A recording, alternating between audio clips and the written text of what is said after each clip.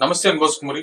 TDP party చేసినటువంటి ఒక పెద్ద తప్పు అదేంటంటే పవన్ కళ్యాణ్ గారిని కొన్ని విషయాలు ముందు పెడుతూ కొన్ని విషయాలు వెనక్కి పెట్టేటువంటి ప్రయత్నం చేస్తున్నారు. ఎందుకనంటే ఇప్పుడున్నటువంటి ప్రభుత్వంలో జరిగినటువంటి తప్పులు ఏవైతే ఉన్నాయో నెరవేర్చినటువంటి ఇప్పుడు సూపర్ సిక్స్ ఉంది, దాంట్లో మాత్రం కొన్ని విషయాల్లో పవన్ కళ్యాణ్ గారి ఫొటోస్ పెట్టట్లేదు, కొన్ని విషయాల్లో మాత్రమే పెడుతున్నారు. అంటే ఏదైతే సక్సెస్ఫుల్ గా జనాలకు వెళ్తుందో దానికి మాత్రమే చంద్రబాబు నాయుడు గారు లోకేష్ గారికి సంబంధించిన ఫోటోలు లేకపోతే మిగతా ఫోటోలు వేసుకున్నారు తప్ప పవన్ కళ్యాణ్ గారిని ఎక్కడ ప్రస్తావించిన పరిస్థితి లేవు.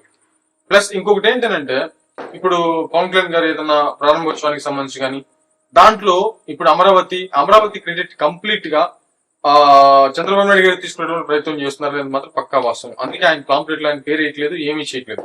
కానీ ఇక్కడ బాగా గుర్తుపెట్టుకోవాల్సిన విషయం ఏంటంటే ఈ రోజు అమరావతి అవుతుందన్నా, లేకపోతే ప్రజలకు మంచి జరుగుతుందన్నా, అభివృద్ధి జరుగుతుంది అన్నా, లేకపోతే ఒక రకంగా చెప్పంటే గిరిజన ప్రాంతాలకు కూడా అభివృద్ధి వెళ్తుంది అన్న కూడా ఓన్లీ పవన్ కళ్యాణ్ గారి వల్ల మాత్రమే జరుగుతుంది అనేది మాత్రం పక్కా వాస్తవం. ఆ రోజు పవన్ కళ్యాణ్ గారు చొరవ తీసుకోకుండా ఈ కూటమి ఏర్పడేది కాదు, ఈ కూటమి ఏర్పడకపోతే ప్రభుత్వం వచ్చి ఉండేది కాదు, ఇంత మంచి జరుగుండేది కాదు, అమరావతి కలగానే మిగిలిపోయి ఉండేది. కాబట్టి అమరావతిలో ప్రధాన భాగం ఖచ్చితంగా పవన్ కళ్యాణ్ గారికి ఇవ్వాల్సినటువంటి అవసరం అయితే ఉంది. సరే, ప్రధాన భాగం ఇవ్వడానికి హోదాలు అడ్డు వచ్చినా ఖచ్చితంగా దాంట్లో పాలి భాగం ఇవ్వాల్సినటువంటి అవసరం అయితే కంపల్సరీగా ఉంది. ఇది టీడీపీ చేయట్లేదు అనేది మాత్రం నాకు గట్టి నమ్మకం, విశ్వాసం కూడా. అందరూ అదే ప్రస్తావిస్తున్నారు. అదే విధంగా కాకుండా ప్రతి దాంట్లో పవన్ కళ్యాణ్ గారు అంటే ఏది చేసినా కూడా ఖచ్చితంగా పవన్ కళ్యాణ్ గారు ఉండాల్సినటువంటి పరిస్థితులు ఉన్నాయి. ఈ రోజు ఇంకా ఈ గడవబోయేటువంటి 4 సంవత్సరాలు, టోటల్ 5 సంవత్సరాలు మళ్ళీ ఎలక్షన్స్ వచ్చేంత వరకు కూడా జరిగేటువంటి ప్రతి దాంట్లో కూడా పవన్ కళ్యాణ్ గారికి పాలి భాగం ఉంది. ఇది వాస్తవం.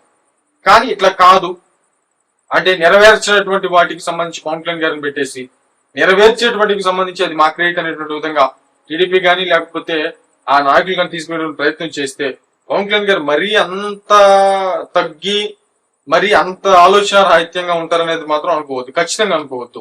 ఎందుకంటే అక్కడ ఏం జరుగుతుంది, ఎప్పుడు మాట్లాడాలి, ఎక్కడ తగ్గొట్టాలి, ఎక్కడ మళ్ళీ ముడేయాలి, ఎక్కడ తీసేయాలి అనేటువంటి విషయం పవన్ కళ్యాణ్ గారికి బాగా తెలుసు.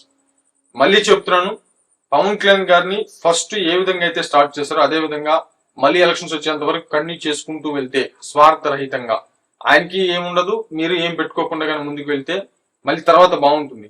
లేదు స్వార్థపూరితంగా వెళ్ళి మైనస్ లైన్ ఎత్తి మీద ప్లస్ వరకు మనం తీసుకుందాం అనేటువంటి కోణంలో ఒక రాజకీయ వ్యూహంతో ఒక టాక్టికల్ గా ముందుకు వెళ్ళగలిగితే భారీ మూల్యాన్ని చెల్లించుకోవాల్సి వస్తుంది అనేది మాత్రం క్లియర్ గా గుర్తుపెట్టుకుంటే మంచిది అనేది నా అభిప్రాయం. లేకపోతే ఎవరిష్టం అది.